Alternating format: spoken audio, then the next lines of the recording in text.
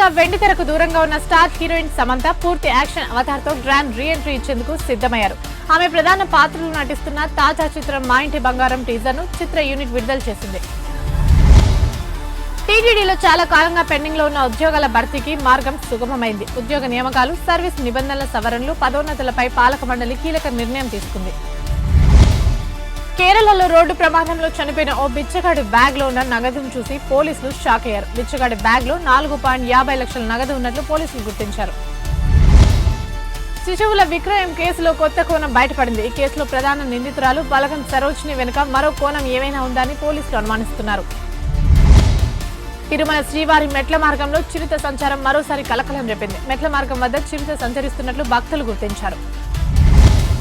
అంతర్జాతీయ అంతరిక్ష కేంద్రంలో మెడికల్ ఎమర్జెన్సీ తలెత్తింది. ఓ వ్యోమగామికి అనారోగ్య సమస్య రావడంతో షెడ్యూల్ చేసిన స్పేస్ వాక్ ను నాసా నిరవధికంగా వాయిదా వేసింది.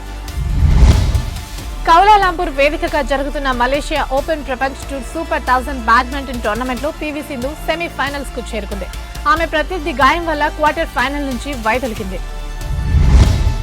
తమిళ స్టార్ విజయ్ హీరోగా నటిస్తున్న జననాయకన్ సినిమాకు ఊరట లభించింది. ఈ సినిమాకు యూఎస్ సర్టిఫికేట్ ఇవ్వాలని సెన్సార్ బోర్డుకు మద్రాస్ హైకోర్టు ఆదేశాలు జారీ చేసింది. మాదక ద్రవ్యాల నిరోధక చట్టం కేసులో హీరోయిన్ రకుల్ ప్రీత్ సింగ్ సోదరుడు అమన్ ప్రీత్ సింగ్ కు హైకోర్టులో చుక్కెదురైంది. ఈ కేసులో జరుగుతున్న దర్యాప్తుపై స్టే ఇవ్వడానికి హైకోర్టు నిరాకరించింది. చైనా మాంజా వాడితే చర్యలు తప్పవని బీసీ సజ్జనార్ హెచ్చరించారు. ఎవరికైనా గాయాలైతే పతంగి ఎగరేసిన వాళ్లే బాధ్యులని తెలిపారు.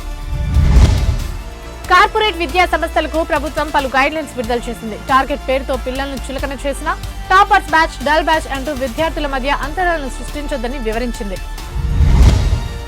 ఇండియాపై ట్రంప్ టారిఫ్ బాంబ్ పేల్చారు. రష్యా నుంచి చమురు కొనుగోలు చేస్తే 500% సుంకాలు పెంచుతామని హెచ్చరించారు.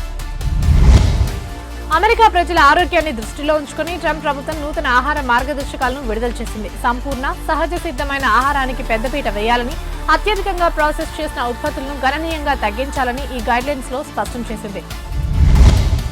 Team India star batter Ruturaj Gaikwad దేశవాళీ టోర్నీ విజయ్ హజేరీలో ట్రోఫీలో సంచలన రికార్డు నెలకొల్పాడు. ఈ టోర్నీలో భాగంగా గోవాతో జరిగిన మ్యాచ్ లో రుతురాజ్ 134 పరుగులతో అద్భుత సెంచరీ చేశాడు.